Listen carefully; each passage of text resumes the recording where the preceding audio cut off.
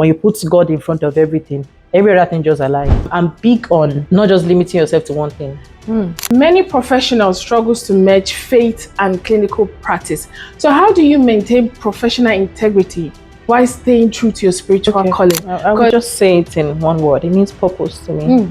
Sometimes it is okay to do many things before you now find that one thing. Hello everyone, welcome to another episode of The Seen Woman, and today I have the rare opportunity to interview my mentor, Pastor Miracle Femi Lazarus. Thank you so much. It's so great to have you here. She is a coach, a psychotherapist, and it would be, trust me, a great privilege to hear and learn so much from her today. So I'll start off by asking the first question. Your career blends ministry, psychotherapy, neuroscience, and entrepreneurship. What pivotal moment made you realize that you're meant to follow this path? Okay, so first of all, thank you for having me here. It's so beautiful to be here. Thank you for your podcast. Thank you. And well done. Well done. Okay, so talking about that, I would say for me that it's been a journey. Okay, sometimes you can't really pinpoint when it all started from, but looking at the journey so far, you can just see the hand of God in everything. Yes. So for me, it's been a journey, I would say, and there's just so much to uncover, in the future. So as I move in life, I discover different things. I see different things, and whatever God will have me do in that season, Yes. I take it up. I'm big on not just limiting yourself to one thing. Sure. Yeah, there's a way you become so rigid on one thing that you're not flexible to give yourself to any other thing that God will, that you have to do. Okay, so for me, it's been a journey. It's a journey. I'm still on that journey. Yeah. I'm not there yet. Thank you so much for identifying that part, because a lot of people have struggled with that certainty of what area should I focus on? Should I go ahead and focus on this specific area, or wait on God for other, area that He wants to manifest through you? So it's important that, we are all not focused on being identified for just a thing, but open up to other area. Thank you so much. That brought clarity to me as well. Many professionals struggle to merge faith and clinical practice. So how do you maintain professional integrity while staying true to your spiritual calling? Because I know a lot of people struggle to balance that specific area, balance spirituality and balance professionalism. So how are you able to handle in your career and your sector? Okay, so for me, faith comes first in everything. Yes. So it controls my mindsets, my values, my ideologies, the things I will do and the things I will not do, right? Yes. So faith comes first. And if you understand biblical standards, you know that it is all encompassing. You get everything is there. It is a balanced work. So it's not so difficult because the priority is on the right thing, which is faith. When you put faith in front, just like the scripture says, that seek ye first the kingdom of God and His righteousness, and every other thing shall be added. When you put God in front of everything, every other thing just aligns. It becomes easier to carry. Yes. So, it just becomes easier to carry. Many times we find it difficult to balance things, and because we are carrying what we ought to carry as last as the first. Interesting. You get, but once we put God in front, every other thing just falls in line. Does that mean that it's going to be 100% perfect? Of course not, but it becomes easier. And we don't have to struggle with things that other people will struggle with because we have clarity. Yes. Wow. We have clarity. Wow. Thank you so much for that response. But what does it mean to you to be seen as a woman in your area? What does it mean to be identified as a woman that specializes in that area? and people seeing the value that you bring to the world, the value, the impact that you make across board. What does it mean to you? Okay, I would just say it in one word. It means purpose to me. It means purpose to me. In my own line of work, being a psychotherapist, a counselor. Yes. Transformation is major for me. Major. So when, let's say, for instance, I'm meeting a client for the first time, this is our first interaction, and let's say we have 4 sessions to start with. I'm thinking ahead that after this session, what's that thing that this person will go home with that they can't stop thinking about the session we had? Yes. Something that will steer their heart to want to do better, to live better. I work with couples, individuals, groups, single people, name it. So transformation is major for me. Yeah. So for instance, if I'm working with a couple, all right, they're having issues around communication or maybe even infidelity. Or I also work as an infidelity recovery specialist. Yes. So infidelity, they both have, maybe somebody cheated, and I've seen cases where it is even the 2 people in the marriage that cheated. Wow. Somebody will start first, and the second will be like, I want to do it. I want to show them, let them to pepper. I'm like, wow, what's going on here? Interesting. Right. So transformation, it's a big deal. It's a big deal for me. I love it when people are transformed. Yeah. When there's testimony and, oh my God, my life changed the day I met you. Yes. I'm so glad I met you. It just gives that sense of purpose, that sense of, yes, thank you, Jesus. I'm doing something worthwhile. Wow. Oh wow. Yeah. Oh wow. I know that when it comes to coaching and entrepreneurship, you have to have a certain mindset. So what mindset shift helps you or you have embraced along the line while going through the path of coaching, counseling, and entrepreneurship? Okay, I'm just going to mention one, and that is, this is the second law of motion that says that an object will remain in a position until an external force is applied to it. Wow. Right. So there's sometimes when there's no external force, you have to be your force. You have to be your force. So that saying that nobody's going to help you. Yes. It is real, all right, although it's not completely true, right? Not in all sense, right? Yes. But that drive, that push, that wanting to do more, not just settling for what you have, right, and thinking that you have arrived. There's nothing like arrival in my brain. There's nothing like, oh, okay, I've gotten it, I'm fine. No. There's always more. There's always more to do.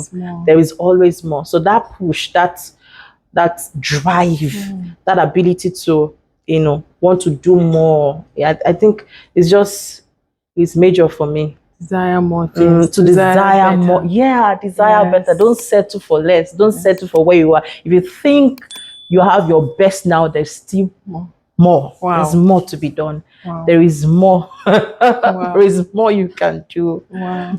So, but in that aspect, how are you able to foresee that there's more to you? What advice would you give anyone who is struggling to identify that aspect in their life, not limiting themselves to a specific area? Like, what would you tell them to look out for? I would say it is okay to try many things until you get that one thing. This is similar to what we started with. Yes. Like, don't limit yourself to just something. You can do, a lot of things. But of course, that is not for everybody. Yes. All right. There are some people who are caught to one thing. For instance, one of the major things, that I'm a pastor. I'm a pastor first, before career. I'm a pastor first before a psychotherapist, right? So sometimes it is okay to do many things, explore before you now find that one thing, okay? And understand times and seasons, because there are times when you think you are digging the right well, the well that is for you, but you're digging a well that is dry. So sometimes, you where you are right now, you've taking all the water in the well, and God is saying, on to the next. You must be able to identify when it is time to move on to something else. Life is not a one-way street. You get it? And I know this will help, a lot of people out there. Life is not a one-way street. Don't be stuck to something. Don't be stuck to something. Wow. The mistake we make a lot of times is that we try to just do one thing and try to scale from there. But why don't you explore many things? All right. And now, in exploring many things, you can now identify that one thing. And when you identify that one thing, that does not mean that you're limited to that one thing. It just means that you've come to that point where people can, when you grow in that niche, yes, when people are talking about that niche, your name is heard, your name is mentioned. True. But that does not mean that is all about you. Wow. You get it. Wow, that's so profound. Yes. That's not all about you. You have many other things that maybe people don't even know. Anybody's life should not be in a way that people just knows everything that you do. Like, I don't think it's wise. They identify it to just a particular thing. Wow. I don't. Well, thank you so much, because this is giving me like sort of clarity. There's more to me, other side to me that I really need to explore. Yes. Wow, thank you so much for that answer. What motivates you to pour into others through coaching, and what message do you hope your words always carry? Like, what drives you to want to coach others? Okay, that's transformation. That's just it. That's it for me. When I'm looking at someone, I'm meeting somebody for the first time, I'm looking at how I can help them. I'm trying to see what's that knowledge that they are lacking. How can I help this person? Yes. So it's transformation for me, because you can't deploy the knowledge you don't have. Wow. If you don't have it, you don't have it. Wow. And many of the mistakes we make in life is because we have not been taught. So a lot of people are genuinely ignorant of certain things. It's not their fault. They have not been taught. Yes. So I like to point to people. Oh, you have. This is it. This is how it is. Look at this. Open your eyes. Can't you see? Can't you? I love it. When I'm speaking to someone and their eyes pops up, and I see the sparkle in their eyes. Oh yeah, that's it. That's what I'm looking for. You understand? Yes. So, it's transformation for me. Yeah. Wow. Thank you for that answer. That has really helped me as well. So have you experienced moments when your faith and your work world seems to clash? And if you have actually experienced it, how did you navigate that situation? Okay. I would say yes.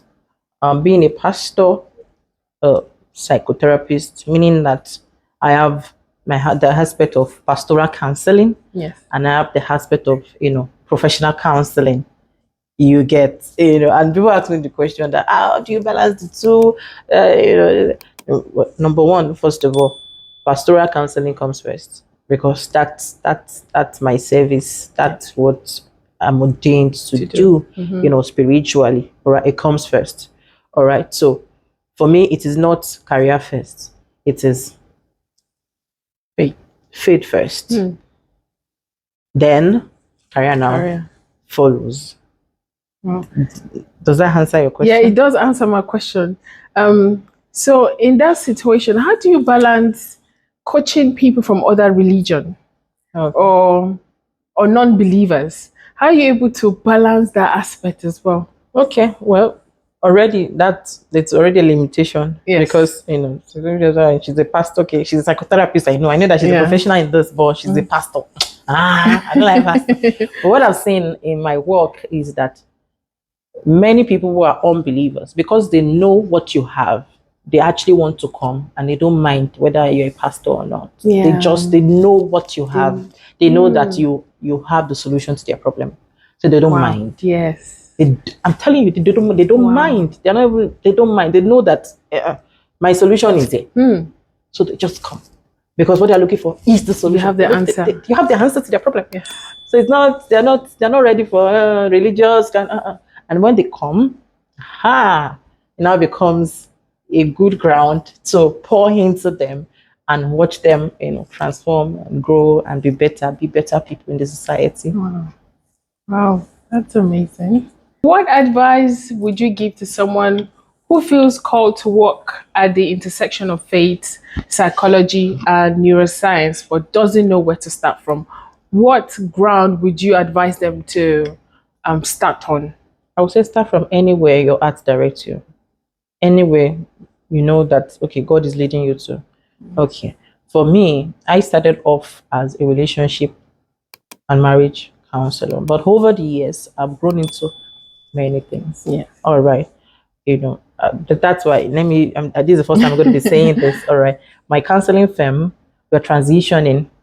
Oh, wow. Yeah, we're transitioning from Sweet Love with Purpose to something entirely different. So very soon we're going to announce, we're going to make, great. A proper announcement, because when I started off as a relationship and marriage coach. Now, we've grown into different areas. Yeah. So wow. the name Sweet Love Purpose no longer carry the vision again, Yes. the growth again. So we're transitioning. So I would say to that person that begin from anywhere, you want to begin from, wherever you want to begin from, people have different, my own journey is quite different, because my first degree is in microbiology. Oh, interesting. My first degree is I wanted to study medicine at first. Okay.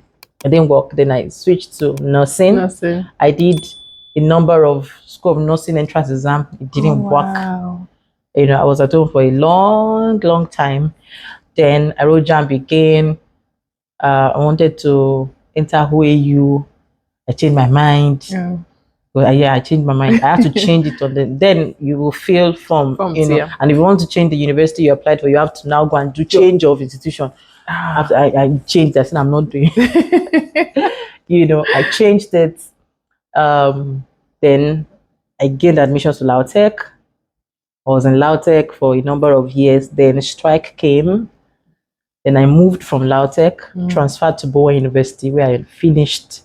So in Lautech, I was a food science and technology student. Wow. Then I transferred to Bowen University, where I now studied microbiology and finished. So my route, you would see that science. Yes, you get. I've always been a science student. Yes, you just connected. You get, Yeah. So my love for science didn't start today. You get. So after that, finished my BSc, and I started to think about, okay, I want to go to therapy, I want to go into counseling, and that was it started. Even at the beginning of my journey in school, in my first degree, I didn't even know. It was never in my thoughts that I was going to be a therapist professionally. Yeah. But as God will have it, at some point I just knew that this is the next thing that God will have me do. And right now you will see how everything has now come together in one picture. Yes. It just tells you how God leads us. He directs our paths, and he knows everything. You just trust him, right? Wow. Oh wow, that's an interesting story. Thank you for the privilege to share that story here on our platform. So I'll go ahead to ask you more questions. So for young women or aspiring therapists hoping to follow a similar career path, what mindsets? Because I know a lot of people, for you to aspire or attain a certain level, your mindset needs to be shaped rightly. So what mindset or skill do you believe are essential for a long-term success? It's not just a short-term thing. You start off something and then you get bored and decide to switch to something else. So what advice would you give to anyone wanting to go through that path? I would say be consistent. Yes. Anything you are doing, be consistent with it. And if you're sure this is your path, stay with it. Stay with it. Stay with it. It will grow. Stay with it. As the person is starting up, start going for trainings. Trainings. The way this profession works, you really have to be trained for many things. And you can't exhaust training. Although there's a point where you will get to that you have to really step down on certifications upon certifications. That's where I am now. Right. I'm like, okay. Yes. Right now, okay. Certifications, hold on. I've done so much. All right. Right now, let's just, focus. All right. But when you're starting up, all right, you have to go for trainings. You have to, be trained. Make sure you get all the training you can get. And it is okay to begin by carving a niche already in therapy. Yeah. All right, getting So a you niche. can't be in- You can just, all right, But for my own kind of, I have specific services that I provide. Yeah. Right, different, services that I provide. I'm not having a niche yet. And saying this is the kind of one. Yeah. No. Yeah. Because in my counseling firm, I have counselors that work for me. I'm not just, you understand. Yes. I have people. I train people and bring people on board. Train them, employ them. Get them to do things. So I think that at the end of the day, if you're going to do well, you have to be a person of vision, of course. Great people are people, with vision. You have to have a vision. You have to see ahead of time. Where do you want to see yourself in your career in the next 5 to 10 years? All right, look ahead. What you want to see, begin now. What you want to see in the future, begin now. Start now. Be able to identify. And be consistent with it. Be mad about it. Be crazy about it. Be totally focused that nothing distracts you away from it. Yeah. Nothing distracts you away from it. Oh. Yeah. You said something about certification, and I'm quite curious. Yes. So while starting, at what point should you pause and then grow in your career and go back to building up yourself, like going after certifications? For example, you start a new career, you get one certification, you pause, build yourself, and then go back to rebuild, get more certifications, or just focus solemnly on what knowledge you're gaining and not on the certificate. Okay, so people are different. Okay. People are different. All right, somebody based on their personality can just, okay, all right, I'm just focusing on one thing. All right, for instance, I just want to be an infidelity recovery specialist, and that's what they do. That's the only thing they do. They're not taking counseling, they're not taking premarital counseling, they're not taking individual counseling, they're not taking anxiety and depression therapy. Yeah. They are not taking all of that. They're not taking grief and loss. All right, they just want to focus on one. It's okay. All right, if that's what they want to do, okay. If that's it, it's okay. All right, but for someone like me, no. No. I'm trained in different services, right? I don't just do premarital counseling alone. I do couples counseling, infidelity recovery, anxiety and depression therapy, grief and loss therapy. Wow, so many. You get. That's impressive. I'm trained to do this. Yes. Right. I'm trained to do it. Wow. Yeah. Thank you for that answer. So your profession requires deep emotional investment. Oh yes. What routines? Because some of us want to know about that. What routine? I'm supposed to start creating content in this line. Oh, that's great. So, what routines or self-care practices help you stay grounded? Number one, when I'm training counselors, I tell them that don't carry the burden of your session out of the session. Yeah. If not, you will just enjoy yourself. Don't carry the burden of the session out of the session. So let it remain there. Okay. At the beginning, it might be quite difficult when you're still trying to train yourself but with time, you'll get it definitely. So don't carry the burden of the session away from anywhere. The only place you ought to carry it is in the place of prayer as a believer. All right. So you're not carrying it to conversation. Of course, therapy is 100% confidentiality. You're not meant to share anything out there. So you're not carrying it to gisting with other people or gossiping about your clients. The client I met today. No, you're not doing all of that. All right, so the only place you have to carry to is you have to carry the burden to is the presence of God. Just laying in that and interceding, for your client. Because as a Christian therapist, that is major for me. You understand? It is major. In fact, sometimes in praying, before even meeting the client, God has spoken to me about them. Wow. So they are talking and, I just know, but I know what you're saying already, even before you even came here, because God had revealed it to me. And that's the advantage we have as believers, right? That God speaks to us even ahead of time. Okay. So don't carry the burden of your session away from the session. The only place you have to carry it is in the place of prayer. Number two, take good care of yourself. I like that one. Be crazy about caring for yourself. I would love to get tips. Yeah. What exactly do you do? Take good care of yourself. Look good. Okay. Smell good. Wake up in the morning. Take tea. Breathe. Breathe. In fact, let me share this. So there was a time it felt like I was stuck. You know, that season, throughout that year till the middle of that year, I was having my sessions back to back. It was crazy. I felt, when you know that you're not sick, physically in your body, but you know that it's just. So I called one of my mentors and I shared what was going on with her. Then she looked at me. I was like, "What is going on with you right now? Is that you're looking for a bigger challenge? Wow. That you've done something. When you've done something over and over and over and over and over again, and it feels like a routine. Number one, and number two, when you've done something over and over and over again, and it feels like you're carrying all of those loads on your shoulders." So she said to me, "What you're looking for is higher challenge, bigger challenge. So what you're going to do for me is that you're going to go get higher certifications and take deeper cases. Interesting. Cases that will challenge your growth. That will push you. And oh my God, that was the best counsel I got at that time. So sometimes you feel like you are bored doing the same thing over and over again. Yes. It's not really like you're bored. It just means that you have to change sometimes your approach. All right, get a higher challenge, do something different. Take vacation. Take vacations. I like that one. Vacation is important. Life is too busy already. Take time, or at least have a day in the week where you're not doing anything. Yes. Where your children are like, "Mommy, what are you doing?"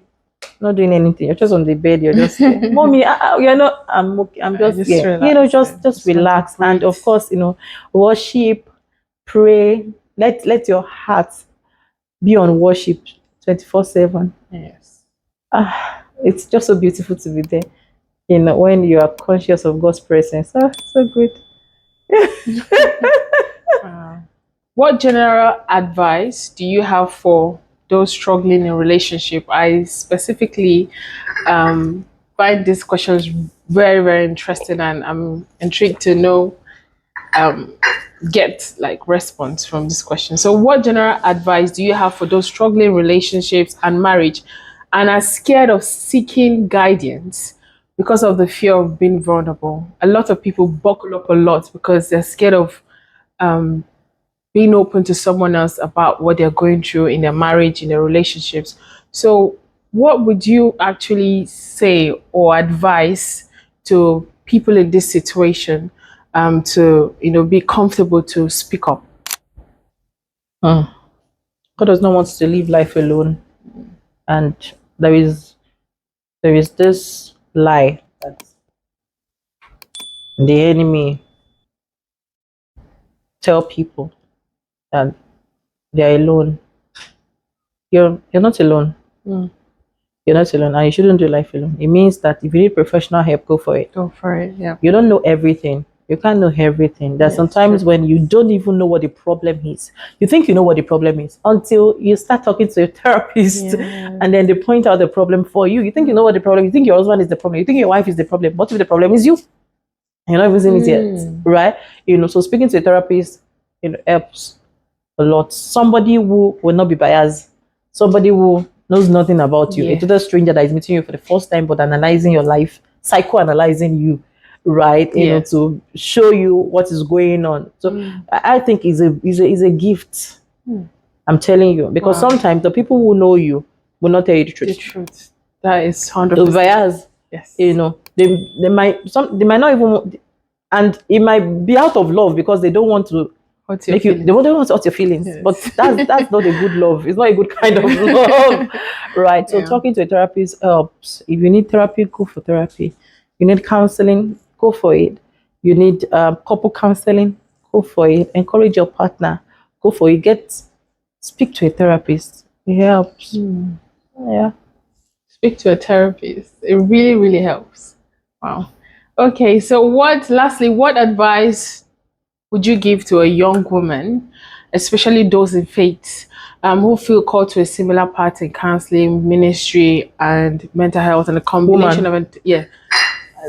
and a combination of entrepreneurship, what advice would you give them to, just go ahead with this? Especially those in the faith. Especially those in the faith. Because I feel like a lot of women in faith, I wouldn't want to use the word drawn back, but sometimes they're a bit drawn back. I would say, don't be scared to do that which you know you ought to do. Because let me say this: if I was scared about what people will say, I won't be where I am today. But I was scared of, I'm a pastor's wife. If I now, start a counseling firm, if I now begin my career, it will now be like, she's a pastor, she's a counselor. Does that mean that, when you're trying to now talk to her, you will now have to pay for her services? You now, those kind of, so true. Yes. You get, I didn't care. I knew that this is where God is calling me to, and I will go for it. Does that mean that I will charge my members? Of course not.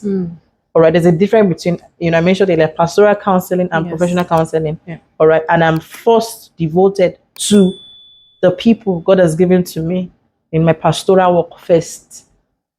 You get that? Yes. My pastoral work first. So for them, pastoral work, that one is number one before any other thing, Yeah. But my counseling firm is there to help people around the world, everywhere. And for the past 4 to 5 years now, oh my God, it's been amazing. Wow. Serving people all around the world. From different tribes, cultures. It's, when I look back, I'm just like, thank you, God, because it's been a journey. I'm telling you, it's been a journey. When you are glad that, in fact, and even when I was even starting then, I didn't even know that what was operating in me was audacity. I didn't know. When you're just doing something, you just know you're doing, yeah. and you don't even know that you get my day. Well, especially the kind of country I'm in. Yeah. You get mind. You're bold. That. I just really thank the Lord. It's been amazing. The feedbacks, the testimonies. When you're meeting a couple you worked with many years ago, now you're meeting them physically because it was virtual meetings you had, and they're like, oh my God, thank you, Mary has changed. Oh my God, the session we had with you, look at us now. And now the joy. The joy. Sometimes I tell myself that the joy will feel now when we're getting feedbacks, and all of that, how much more the joy will feel when we get to heaven. Yes. When many things that you don't even know that happened because of you, and Jesus is now showing you that, look at this happened because you said, and how much more the joy that is in the face of the Master when he watches and sees the things we're doing for his kingdom. Wow. Oh my goodness, it has been such an amazing time, so profound, so much insight. Thank you so much for gracing the Sane Woman. And I bet that a lot of women out there, I'm sure this has really helped you, especially those that want to go through that part, through the part of counseling or coaching. And thank you so much for staying tuned with the Sane Woman. See you on the next episode. Bye. Bye.